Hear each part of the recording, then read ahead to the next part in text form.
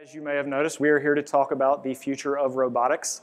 I am Michael Gorman, the editor-in-chief of Engadget, and I am honored to be joined by the members of our panel here. We've got Chris Anderson, the CEO and founder of 3DR. We have Werner Huber, and I want to get this right, the head of driver assistance and perception for the BMW Group of Research and Technology. We also have Paolo Perjanian, the executive VP and Chief Technology Officer of iRobot, and Nate Harding, the CEO and co-founder of Exobionics. And Nate, I believe you have a demo that we're going to kick things off here with. Yeah, thanks a lot, Michael, and thanks a lot to Engadget for having us here. I'll just start by introducing two of the amazing team that I have the privilege to lead. I can't really see them, but they're behind this podium.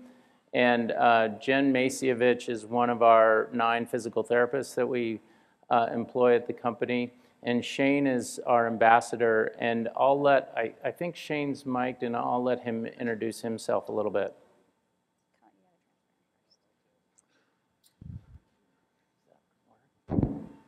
Yeah, mic me up. Oh, okay. So let's talk with Shane later. So while they get Shane into the suit and suited up, I'll talk a little bit about Exobionics and what we do. We augment human strength and mobility, and that's what we're all about. And we actually see the world and actually the future of robotics as having this giant wave of human augmentation coming towards it. And we think that it's going to get a lot more exciting than hearing aids. You're going to see people running faster, jumping higher.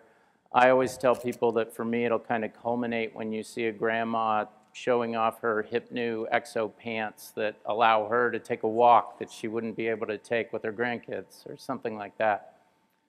And to do that, to augment someone's strength and mobility, you really need to take a robot and wrap it around a person and make it a wearable robot. And that's what we call a human exoskeleton, and that's what we're all about. We started in the military space working on carrying soldier loads because the US military has such a huge problem with load carriage. And we still pursue that work with Lockheed Martin, our partner in the military space. But then we swung completely to the other extreme as far as from a highly athletic individual, we swung over to a individual that can't move their legs at all, like Shane, who has complete paraplegia. And the game became different because we had to look at things that they could affect with their upper body to decide what their intent was, and then do the motion completely for them. And then we've now kind of melded the technologies together, those that were for athletic individuals that look at the individual and decide what they want to do and help them, just push them along and help them do it. And then those that work for people like Shane, we've kind of put that together to do stroke rehabilitation. And we're performing gait training in rehabilitation centers around the world. We actually have over 100 of these systems in rehab centers in Europe and North America now. And it's really exciting to see, sorry, I thought someone was speaking to me. It's really exciting to see how much further this can go, though, because now we're looking at the industrial applications, because you can use these technologies to, say, hold tools that people need to work on vertical surfaces, above waist height, where it's extremely hard work to do, or they need to work on overhead surfaces, which is even worse. And we're working with big partners to try to attack those type of applications now. And so with that, I think we're probably ready to go. And All right. So good. Go ahead. All right, everyone. I'm going to actually control the stand for Shane. He's going to get in the right position as we go to stand. So this is a powered activity that he needs to balance during. You ready, Shane? Ready. Okay, we're going to sit up. All right, are you ready? Ready. Leaning now. 1.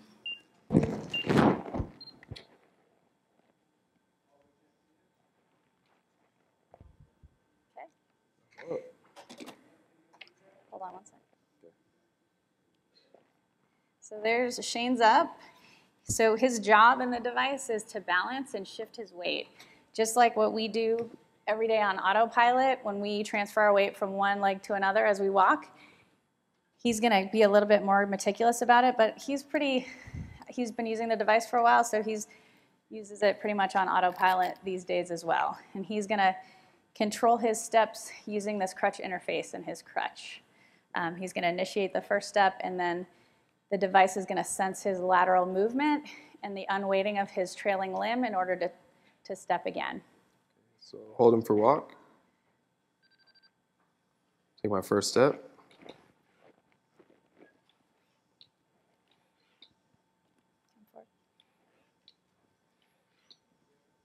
Come forward, Shane.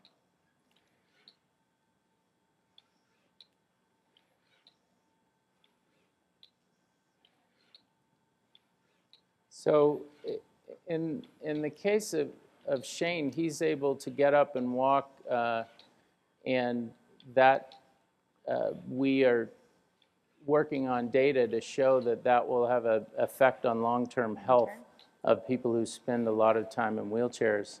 But again, what these systems are used for mainly right now is rehabilitation in rehabilitation centers, mainly with stroke patients who are post-stroke and need to have help to get up and walk so they can start to relearn and reform those pathways that allow them to walk.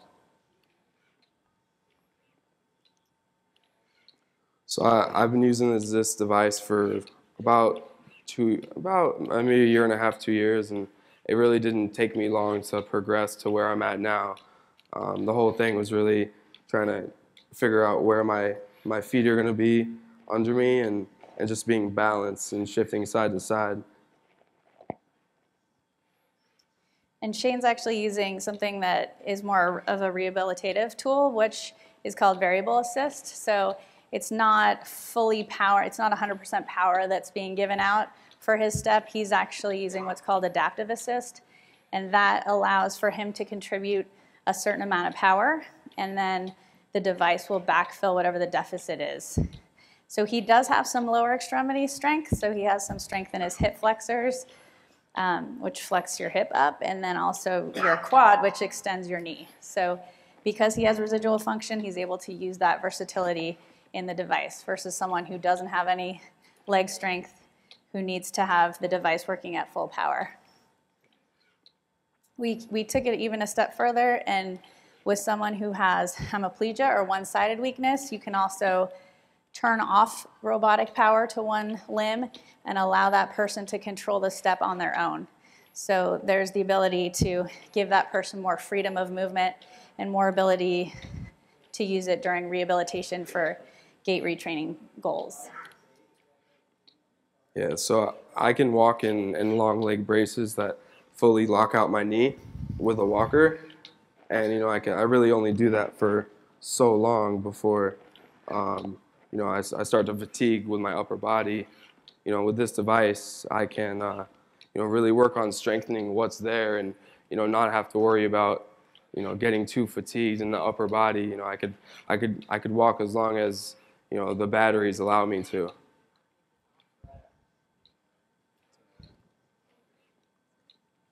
Yeah, so I'm paralyzed, and I'm not supposed to be up and walking and being on eye level with you, and but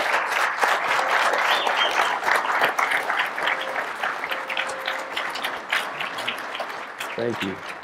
Yeah, and with this device, it's a possibility, and that's such, such an amazing thing. Is and the crazy part is this is only the beginning. It's only going to get better from here. I will get stronger, for sure. Yeah, and there's some ability. So when Shane progresses and he does get stronger, we're able to also turn down some of the assistance that the device is providing. And that way he's able to kind of challenge himself.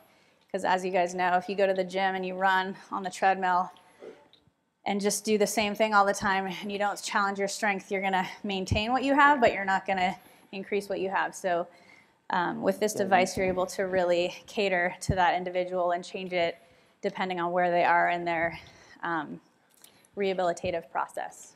Okay, well, thanks a lot for letting us show our stuff, and turn it back over to you, Michael. Yeah, it's already less. So, as you can see, it is just the beginning. I mean, robotics is really one of the most exciting industries on the planet, with incredible things being done, not only with exoskeletons, but autonomous cars, drones, humanoid robots as well. They've always it's been a long time that these have captured our imagination. And all kinds of systems are being built to improve our lives, of course. And they can even make the formerly impossible possible, like the demo we just saw. At Engadget, we often like to joke about the forthcoming robot apocalypse. It's kind of a running joke that we do. But of course, the fear of robotics is very real for some people, so let's get right to it. Why shouldn't people be afraid of the stuff that you guys are developing? And I think I'll start with Paolo, since you have some military applications and things. Why shouldn't people be terrified of the robots that you're building? Well, there are many ways to answer that question, I think. If you look back when the computers were taking off, there was worry about the computers are going to take our jobs. What happened instead is the economy exploded, and it created a lot of jobs and allowed our economies to grow and fuel further growth.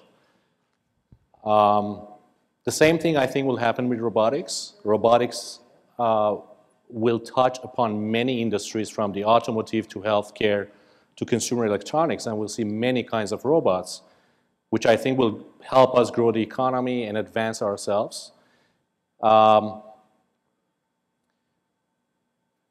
Any technology can be abused by the human, right? So I wouldn't say robotics particularly is something to be worried about. It's ethics and politics that need to be controlled. As Isaac Asimov, the famous science fiction writer that has written a lot about robots, also the book I, Robot, wrote that when a knife was designed, the designer put a handle on it with a purpose that you're not going to cut yourself, but at the same time, a third party can take that knife by the handle and stab you with it, right? So that's one way to answer the question. The other way is that from a from the scientist's perspective, if I look at it, I would say that's a very optimistic perspective, to think that robotics have advanced or will advance to the point where they will take over the world. Yeah. We are far away from that. We are at a very early stage in robotics currently, and there is still decades, if not centuries, of technology development that has to go into robots to get close to even human-type intelligence. Mm-hmm. So does anybody else have any other to add to that? Yeah, I mean, a lot of people are equally worried about artificial intelligence, and smart people who are not just Luddites. I mean, I think this is one of these cases where we're seeing exponential growth, we can't define intelligence, much less control it. I think that, the problem with the word robot is the word. We think of robots as being this sort of, we have this kind of vision, this technology, and actually there's probably nothing here that conforms to the normal definition of a robot, which is a humanoid robot. We are already surrounded by robots. A dishwasher is a robot. A washing machine is a robot. And I think of robots as being sort of things that don't work. The moment they work, we call them a vacuum cleaner, or a thermostat, or something else, or a flying camera. And so I think that the question is not are machines going to become increasingly autonomous, because they already are. Your car is essentially half robot already. The question is as the intelligence of these machines gets both smarter and more networked into the global intelligence, call it Google or whatever you want, do we have any idea really how to measure its progress, how to control it, even whether it's already sentient on some level, which it might be, by the way, but just not on a level that we can understand. And so I think that this overall concern should be seen in the context of the broader concern that everything is connected, sensors are everywhere, we're all being measured, the computers are getting faster than us, at an incredible pace, and the one thing we're sure about is that politics and policy is not keeping up. Yeah. So I guess to that point, how much does politics, public perception color what you do and what you're able to do? Does that inform kind of the direction of the products you're building and how you do what you do? I mean, I think we can probably all talk about this. We're all feel free. Yeah, we're all. So whoever wants to go first, hop in on that one. I mean, we do drones. This is our Iris. We're in a highly regulated industry. We're regulated by the FAA on the access to the air. We're regulated locally on privacy. We're regulated by the export control, Department of Commerce, Department of State, FCC for frequency, and I think all of that, and that's true for probably many of us in some regards. That said, these these drones have gone from military industrial to the shelves of Walmart in about 3 years. Completely outpaced any kind of regulatory effort to control them. And one of the paradoxes is that my children can fly this drone recreationally, but trained professionals cannot because they can be regulated. And so we've gotten this case where the regulations have completely lost the ability to keep up. The genie's kind of out of the bottle. We saw this, of course, many times before with other technologies, computers, and the internet being a classic one. But I think that it's very likely that that many of the regulators are just going to throw up their hands and say, as long as they're small and light, whatever. Okay, so that's drones. Werner, I assume you probably may have to be dealing with more of this with traffic safety and all that stuff. How does that influence your work? Yeah, I'm representing the car manufacturers here, Yeah. and we are using robotic elements, robotic algorithms since many years for building driver assistance systems to save lives, to inform drivers, to warn drivers, to intervene in critical situations, and to avoid accidents. Since we think 90% of all accidents are caused by human being. So you shouldn't be afraid of robots. You shouldn't be afraid of your traffic participants around you. However, we know that a human being in a car is the best we have. It's very intelligent. He's managing a lot of critical situations without accidents. But we can help him. A robot car or a driver assistance car doesn't get tired. It's not inattentive. It's driving not too fast. It keeps to the limits and all this stuff. So I think we can have a dramatically benefit of cars becoming more and more robots or getting more and more robotic elements. So I think we shouldn't be afraid of those things since we won't bring it all of a sudden. We will have a stepwise introduction of functionalities more and more that will help people better to drive and to survive in traffic. Yeah. Paolo? Well, I would concur. And in addition to that, I would say there is probably nothing special about robotic products. In particular, we build consumer products, for instance, the Roomba, that is in tens of millions of homes. There are regulatory safety issues we have to be concerned about. So these products are put through thousands or tens of thousands of testing and through the paces in many different conditions to make sure that nothing can go wrong with this. And that applies to even a regular car or any other device or your toaster in your home as well. Yeah. I think the nuance here, which encourages the debate you're bringing up, is that this is new.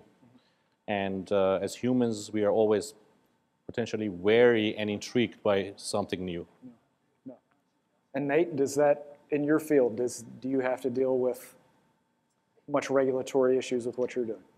Well, we do, and in fact, we're in that situation where they don't know exactly how to regulate us because everything has just started, and we've actually had that happen just recently in the U.S. with the FDA.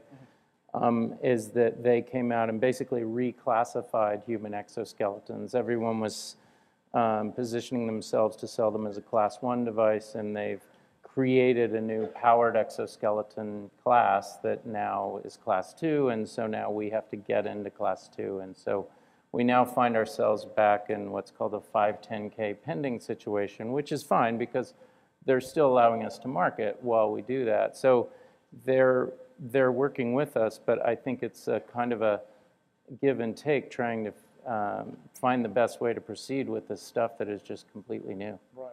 So I kind of, as a corollary to that, I mean, I assume all of you would presumably just like to focus on making the technology you're working on better. Did you expect to have this be part of your job, like shaping public opinion? Do you find yourself needing to consider that a lot? Is that becoming more important? Because, like you said, these are new categories. Obviously, that means that there's plenty of room to kind of have it be shaped, maybe in your favor, or at least keep it from going against you. I mean, how much of your time are you finding yourself spending, and do you expect to do more of that? I guess I'll go right back to you. You do. I mean, we spend part of our time in regulatory, but another way that government affects us heavily, at least in the medical business, is in the mood they're in with respect to spending and reimbursement. And so we also do a lot of thinking, and we are now trying to collect data mostly to demonstrate that we can get people out of the hospital earlier. And the reason we're doing that is because that's what governments around the world, not just in the US, are interested in right now, right? So, so you do find yourself, and then of course on the military side, trying to affect what technologies they're looking for, or make sure they know you're available, that kind of thing. So we do a lot of thinking about what the government's doing, that's for sure. Paolo? I think that's a very interesting question. How much time do you spend on technology versus not? When I started my company that iRobot acquired, Evolution Robotics, I left NASA, my dream job, joining Evolution with a notion that once I have figured out the technology, we're going to go cash it at the bank, right? In retrospect, after 12 years, I learned that technology is only a very tiny, small piece of it. Market acceptance, which includes the regulatory challenges, but also the consumer acceptance of a product, is where you spend majority of your time, right? Reducing the technology to practice in a practical sense that provides enough value versus the price that you have to pay to take it home is the biggest challenge in robotics. And robotics particularly is challenging in that respect because it's multidisciplinary.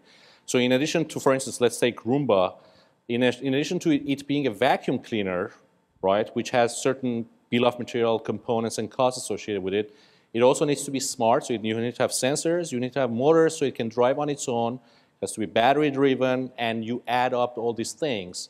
You're providing the same functionality, but autonomously, and have to do it at a price point where the end user is willing to pay for it, right? And that is where you would spend 95% of your time. Werner, are you on the 95% as well? Can fully agree, maybe not 95%, but 94. No, it's really a big portion of your time which you use for discussing a multilateral discussion with insurances, with societal representatives, governments, to convince them what are the benefits of your new technology and maybe of a robot car. And we say we shouldn't, a society shouldn't forego the benefits of that, what new technology can bring. However, there might be some damages and caused by this technology. But we know from airbags that a million lives are saved. And if there is a damage, then the consequences have to be compensated by a fund or by the society, more or less, since the society gets a benefit. And we're starting now a huge discussion, and we are thinking about proving the benefits by a big field trial, together with other OEMs, together with insurances, to try out what does a robot car in the traffic bring, what the benefits, but what could be the risks. We don't want to convince us or anybody else based on not a real empiric knowledge. Chris?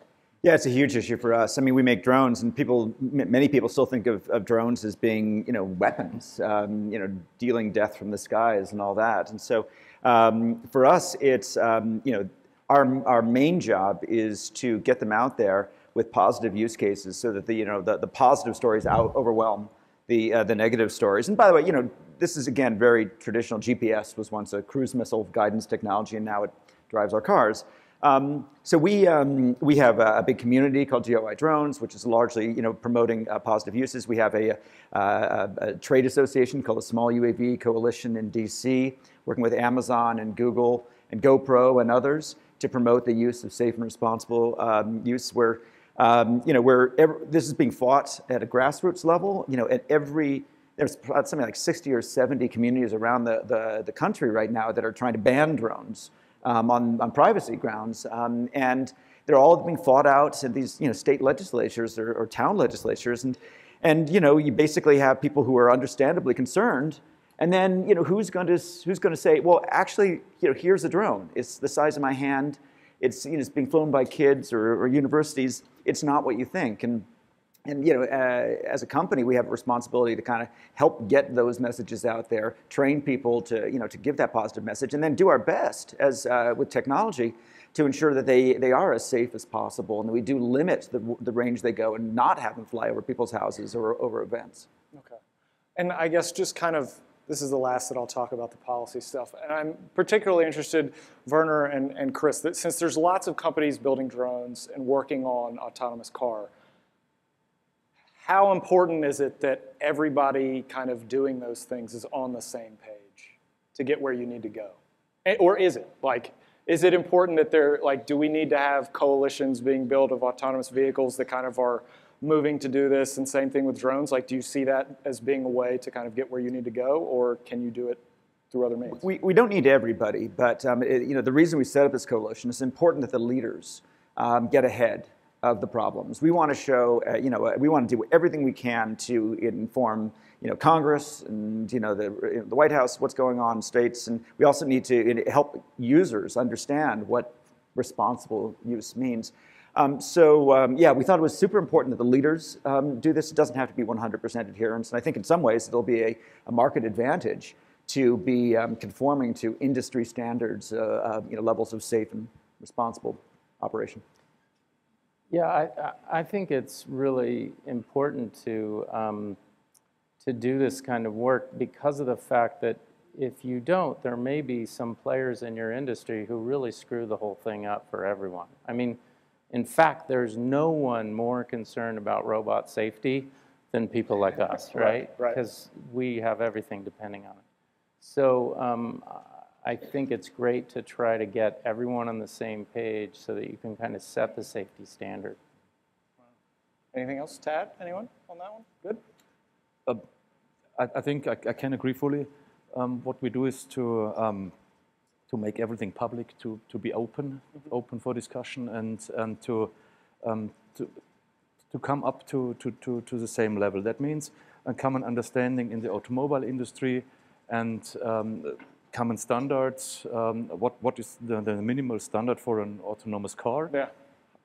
We really don't know at present. Yeah. We are working mainly on research cars, but defining a common standard to be safe, yeah, also. You know, right.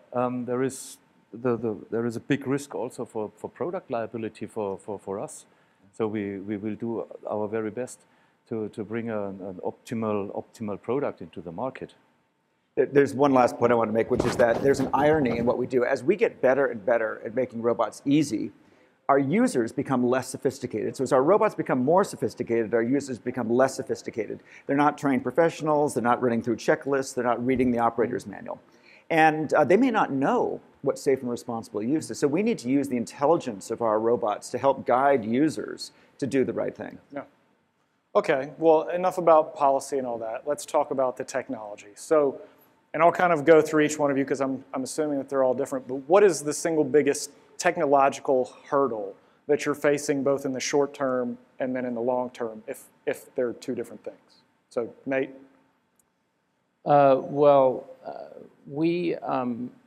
We really want to see the medical products go into homes in a big way and be something that you'll see people spending most of their day in. And to do that is really an issue of safety and independence.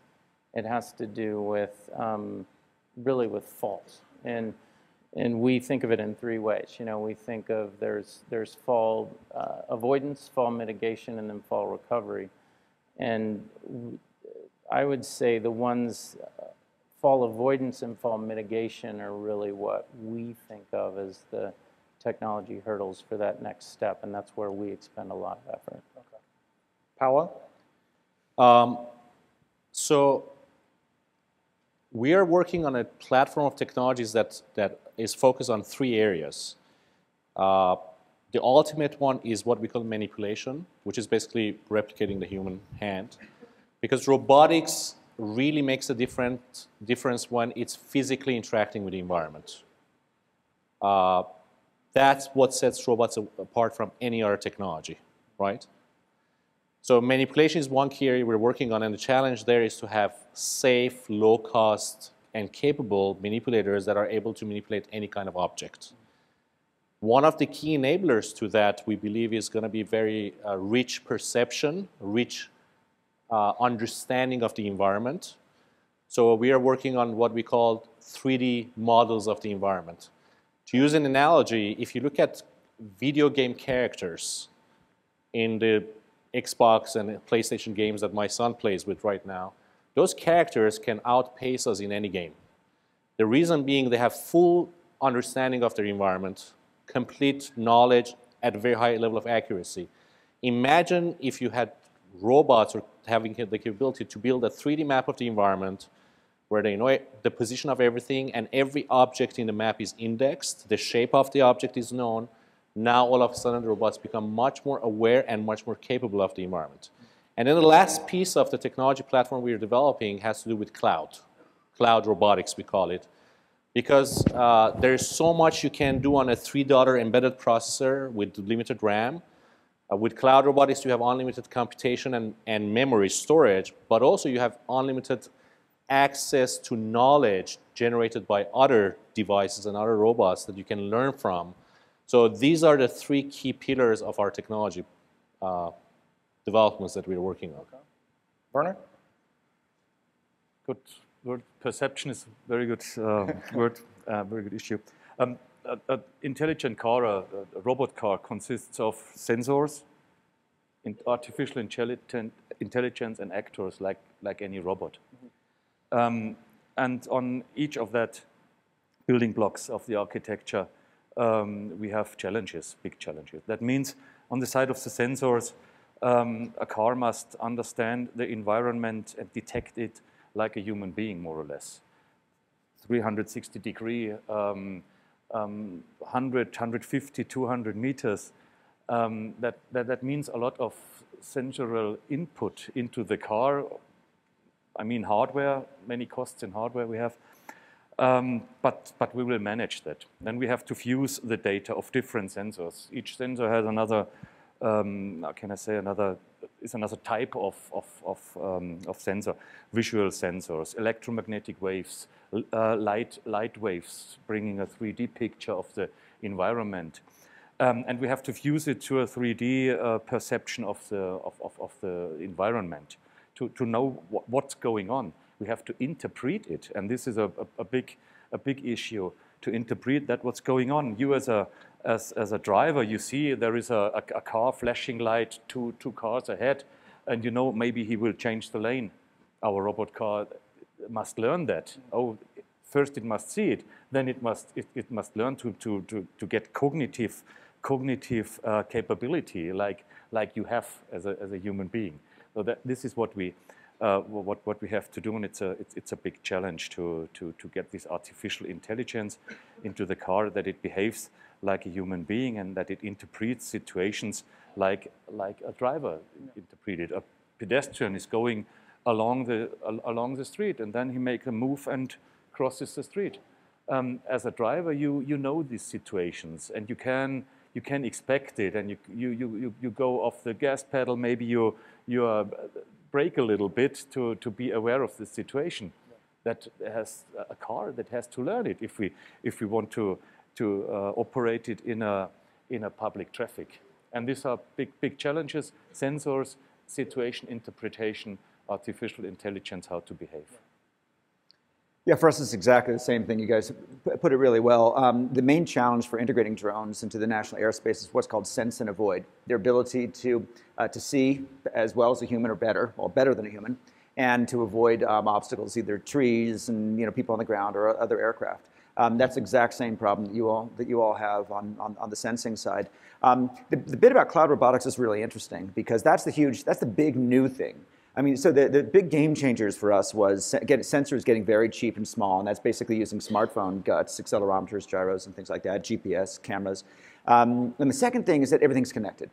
Once it's connected to the internet, then you have the ability to load balance, to decide, you could arbitrarily do the computation on the craft, you can do it on a mobile device, or you can do it in the cloud, or maybe all three. And the fact that all robots soon will all be talking to the internet, probably via a mobile device, with a mobile device in the loop, means that you can parallel process any task and do high-speed tasks on board, slower speed here, and slower speed yet in the cloud, and then together make it much more powerful than any one vehicle could be on its own.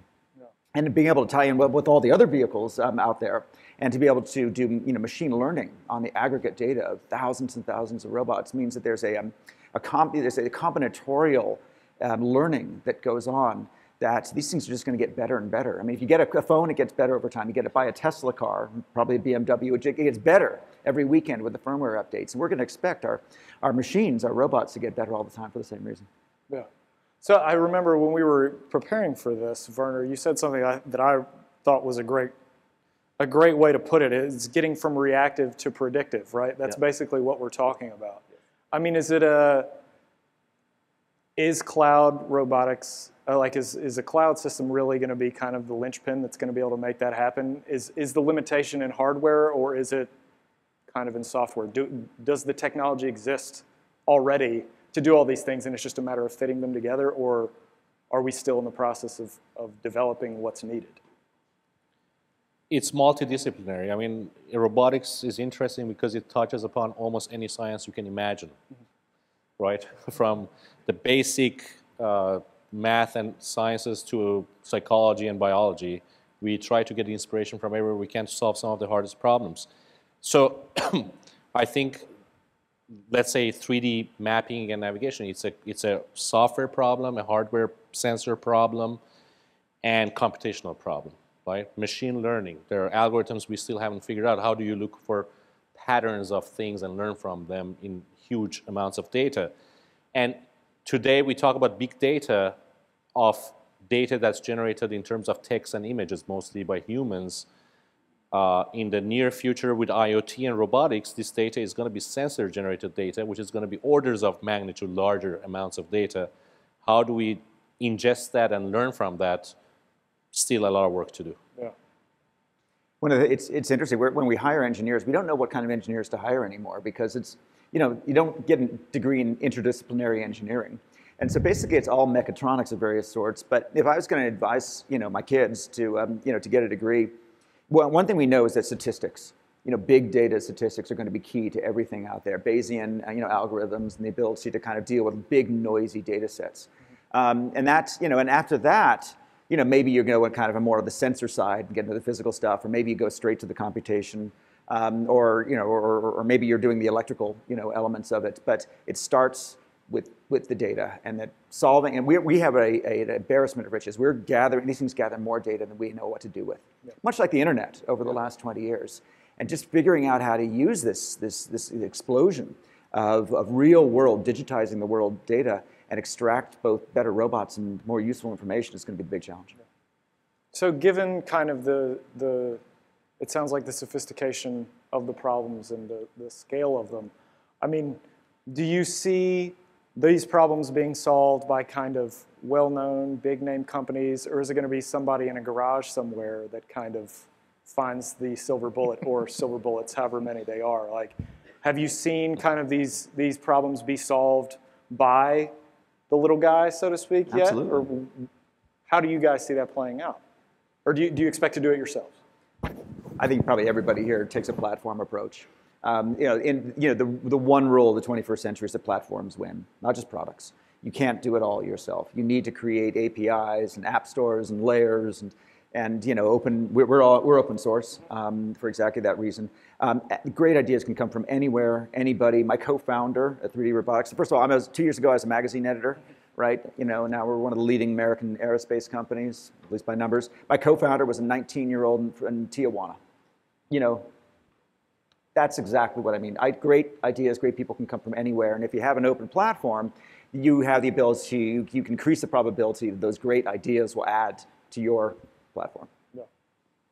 Everybody else agree with that statement? Yeah. It depends on in the automobile industry, in which stage of development you are for serious production or in a research institute. From my point of view as a researcher at BMW, we are using we have an open platform. We are using a robot operating system which is developed in the Silicon Valley. It's open to a huge community, and we use it, and we talk to them, and we discuss with them. So it's exactly what you say, to use the knowledge and the innovative strengths of the whole world. But then the more you get to serious production, the more you have to verify and validate your product, the more you have to make it for yourself, since you're responsible in the end what you're doing. So you use the knowledge, you get patents of different people around, but then you have to integrate it, and you have to be responsible for the product you sell, and so it's like a pyramid. Yeah. To the serious production. Yeah. Yeah. And to touch on that again, is it going to come?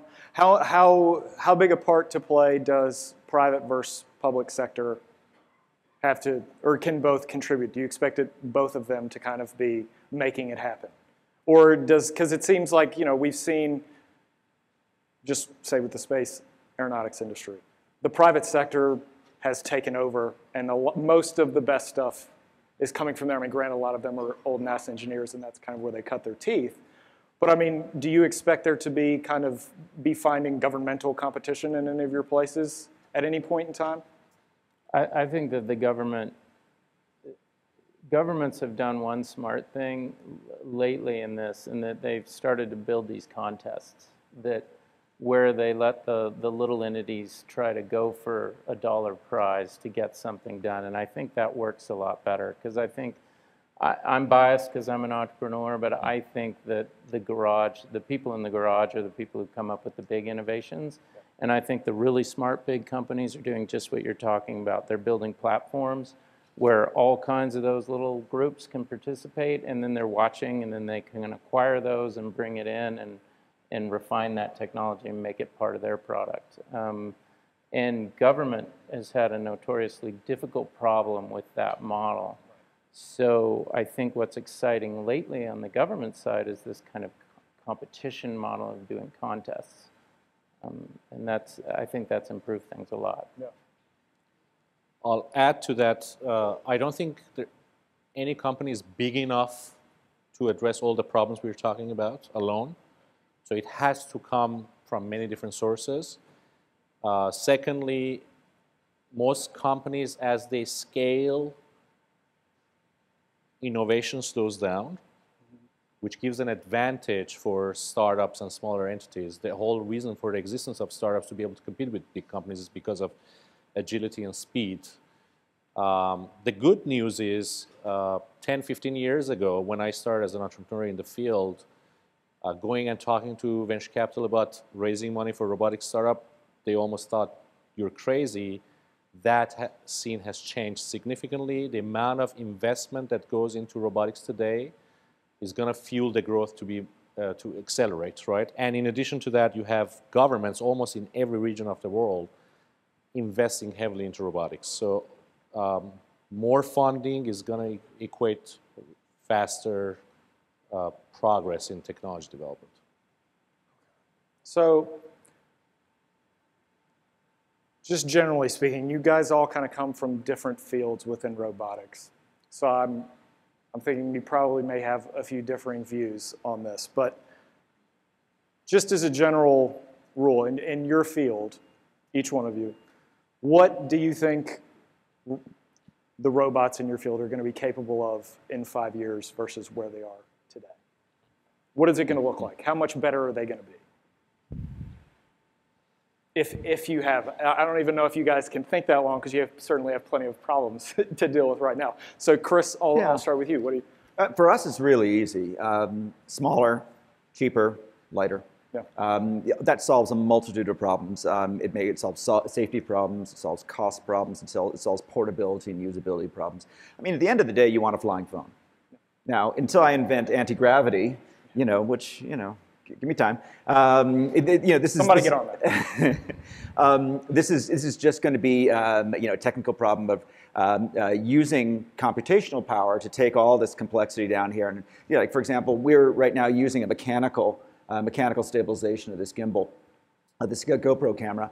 Now, Parrot and others have started to show digital stabilization. That takes a big old mechanical thing into a tiny chip. And likewise, and there's a kind of a 7x multiplier. Every ounce you save here, you get 7 ounces worth of savings there. And so, we can see 5 years really easily, which is basically we draft behind the smartphone. We have just this incredible investment going into the essential components, thanks to Apple and Google and Samsung and LG and others. And we just turn it all into a system on a chip. Basically make it as solid state as possible. Shrink it down to the point that it's on the shelves of Walmart, and that's how it gets mainstream. Yeah. Werner, will our streets be filled with unmanned vehicles in 5 years? Yes, automobile manufacturers are relatively slow-moving technology, or what can I say? So we will be closer to the autonomous car, but not in the sense that you can read a newspaper just to have more technology, more robust technology in the car, and to get closer to an autonomous car. That means the driver is not needed as an observer anymore. Up to that, we will follow the strategy that it's better to have a combination, a cooperation between the car, the technology of the car, and the driver. He has to observe the system. If the robot is working well, he has to experience it, we have to experience it. But in the end, 5, 7, 8 years, we will be at the stage where we can offer also autonomous functionalities where the driver is not needed anymore as an observer of the technology. So I believe what I was talking about, 3D mapping and modeling of the environment, is going to make huge advances in the next few years, in the next 5 years, you said. So we'll be able to have digitized internal spaces very accurately, with very good understanding of objects, shapes of objects, and other metrics on those.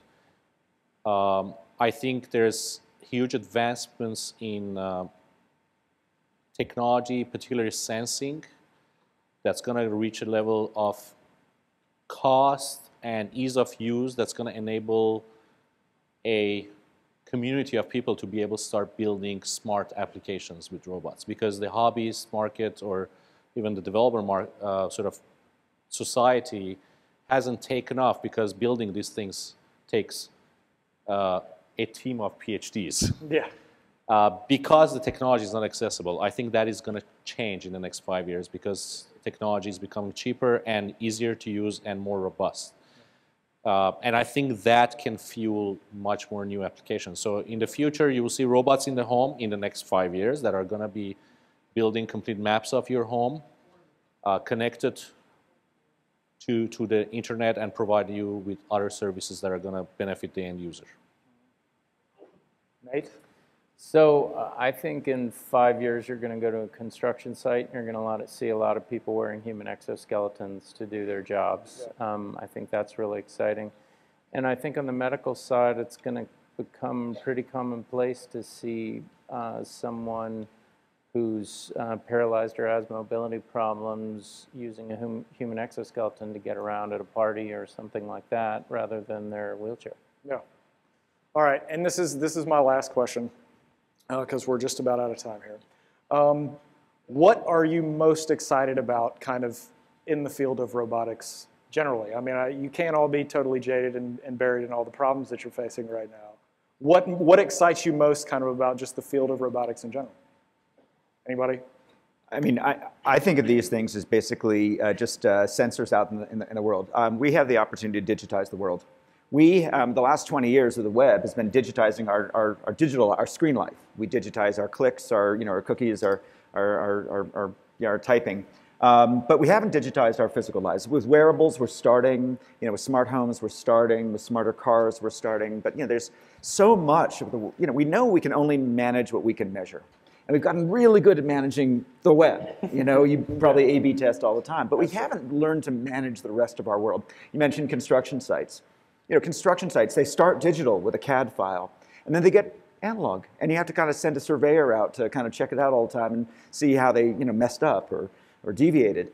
In the farm, likewise, you plant seeds, you wait 6 months and see what happens because they're too big. We don't know how to digitize them.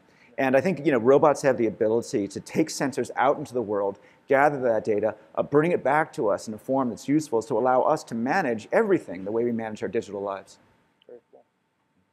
Bernard? I'm most excited that companies like the old economy companies like BMW and the automobile industry have to change to become more, to adopt the processes of IT and robotics companies and to mix them up with that what they can to build cars and to verify good products. And I think this is one of our big challenges in the next few years, to get more agile, to become a more IT company, but building cars in the end. And this will be my most, I think that's a big challenge we have at present. Yeah. Paolo?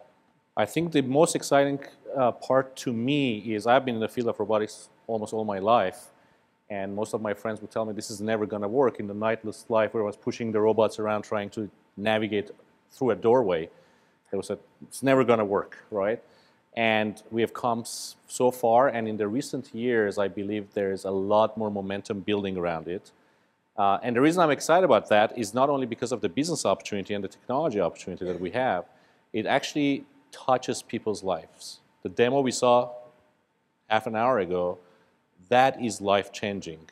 When we get a card from a warfighter in Afghanistan saying, see what I found in the cave with your PackBot that I otherwise would have had to go in there on my own, you saved my life today.